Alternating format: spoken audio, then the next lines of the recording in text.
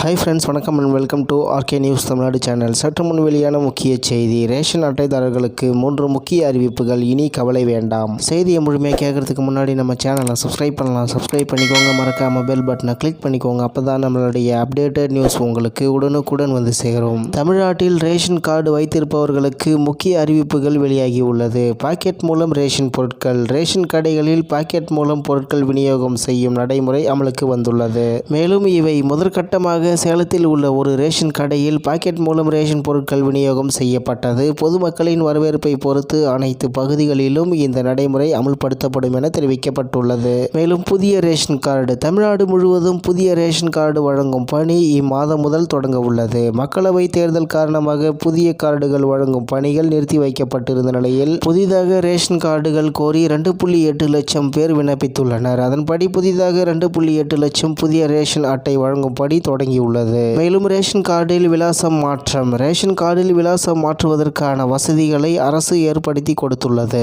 இது தொடர்பான முக்கியமான விவரங்களை ஆன்லைனில் வெளியிட்டுள்ளது. ரேஷன் கார்டுகளில் செய்ய வேண்டிய மாற்றங்களை ஆன்லைன் வழியாக எளிமையாக செய்ய முடியும். மேலும் ரேஷன் கார்டில் உள்ள மொபைல் எண் பதிவு செய்யப்பட்டுள்ளதா என்பதை உறுதிப்படுத்திக் கொள்ளுங்கள். இல்லை என்றால் TNEPDS உதவி மையத்தை தொடர்பு கொள்ளவும் அல்லது 19671800425590 ஆகிய எண்களை தொடர்பு கொள்ளலாம். இந்நிலையில் தமிழ்நாடு முழுவதும் புதிய ரேஷன் கார்டு வழங்கும் பணி இம்மாதம் முதல் தொடங்க உள்ளது. மக்களவை தேர்தல் காரணமாக புதிய கார்டுகள் வழங்கும் பணிகள் நிறுத்தி வைக்கப்பட்டிருந்த நிலையில் புதிதாக ரேஷன் கார்டுகள் கோரி 2.8 லட்சம் பேர் விண்ணப்பித்துள்ளனர். அதன்படி புதிதாக 2.8 லட்சம் புதிய ரேஷன் அட்டை வழங்கும் பணி தொடங்கியுள்ளது என்பது குறிப்பிடத்தக்கது. இத்துடன் இன்றைய முக்கிய செய்தி நிறைவு பெறுகிறது. மேலும் இது போன்ற செய்திகளை உடனுக்குடன் தெரிந்து கொள்ள ஆர்கே நியூஸ் தமிழ்நாடு சேனலுடன் இணைந்திருங்கள். நன்றி, வணக்கம்.